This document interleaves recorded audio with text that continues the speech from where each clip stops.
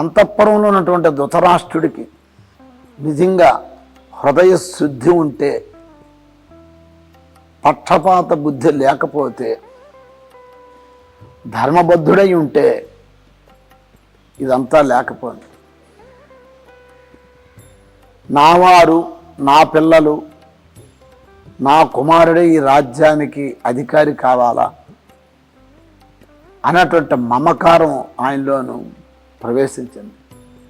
పుత్ర వాత్సల్యం, పుత్రం మీద పుత్రుడిపైన వ్యామోహం, పుత్రుడిపైన వ్యామోహం ఉండొచ్చు, కానీ మోహం అంత ఉండరాదు. ఆ మోహమే లాస్ట్కి ధృతరాష్ట్రుడికి ఆ 9 పుత్రుల నాశనానికి కారణమైంది. మనం ఏం చేస్తున్నాం? పుత్రుల కొరకు, సంతానం కొరకు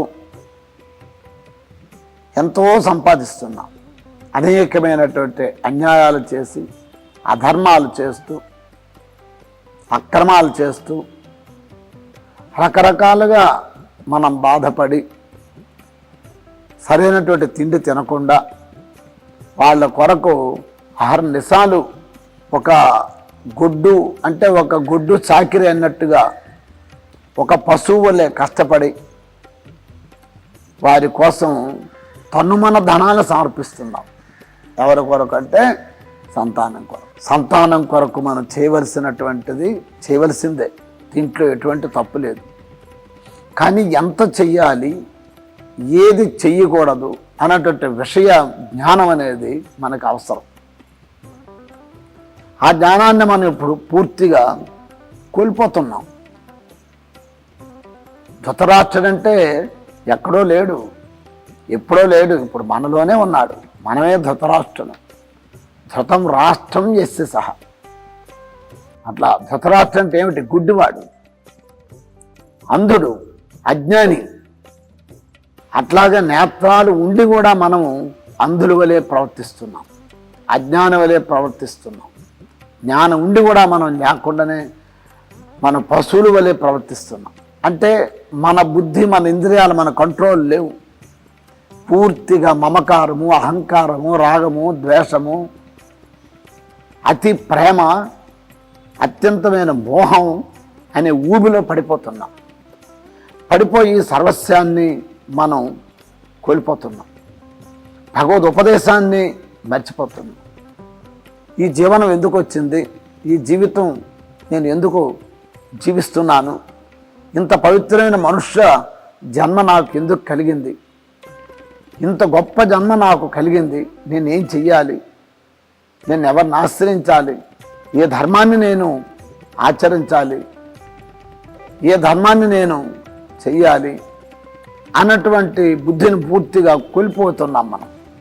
కోల్పోయి అనేక అధర్మాలు చేసుకుంటూ, అనేక అక్రమాలు చేసుకుంటూ, అనేక అన్యాయాలు చేస్తూ ఈ లోకమే శాశ్వతం అనుకొని, ఈ లోకంలో ఉన్నటువంటి వస్తువులు శాశ్వతం అనుకొని, మనకు ఉన్నటువంటి ఈ ఇల్లు, ఈ వాహనాలు, ఈ భూములు ఇవన్నీ శాశ్వతం అనుకొని మనం వీటిపైనే మమకారాన్ని పెంచుకొని మన జీవితం అంతా కూడా దుర్భరం చేసుకుంటున్నాం.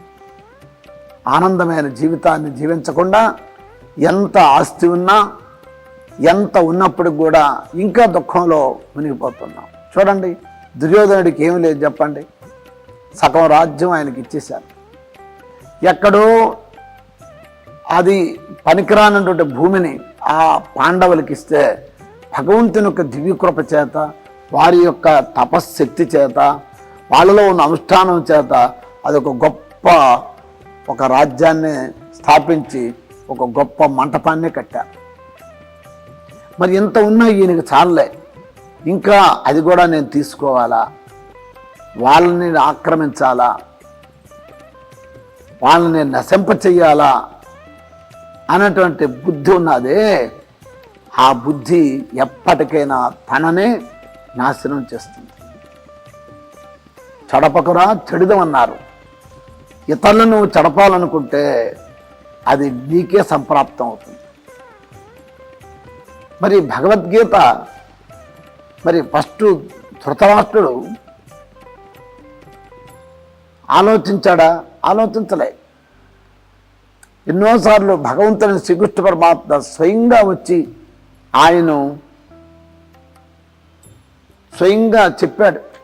వాళ్ళిద్దరి మధ్య, ఇటు పాండవులకి ఇటు కౌరవులకి మధ్య ఆయన ఉండి, అయ్యా వాళ్ళకు ఒక 5 ఊర్లు ఇచ్చి చాలు, సరిపోతుంది వాళ్ళకి, కనీసం 5 ఊర్లు ఇచ్చినా చాలు అని అంటే, నేను ఒక్క గడ్డి పోచవంత ఇది కూడా ఇవ్వను అని అన్నారు.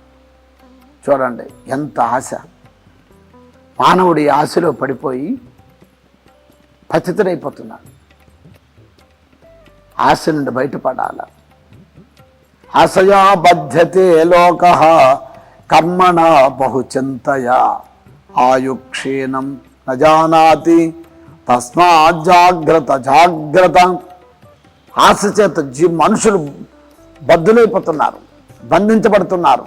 అంటే తాళ్ళ చేత ఎట్లాగైతే బంధిస్తే కదలకుండా ఉంటారో, జైల్లో వేస్తే ఏ విధంగా అయితే బంధింపబడతారో, అట్లాగే ఆశ చేత, అంటే రకరకాలైనటువంటి కోరికల చేత, విపరీతమైనటువంటి ఆశల చేత మనిషి తనకు తానే సంఖ్యలని వేసుకుంటున్నాడు.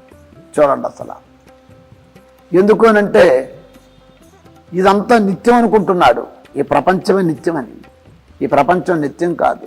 అనిత్యాన్ని శరీరాన్ని విభవో నైవ శాశ్వత.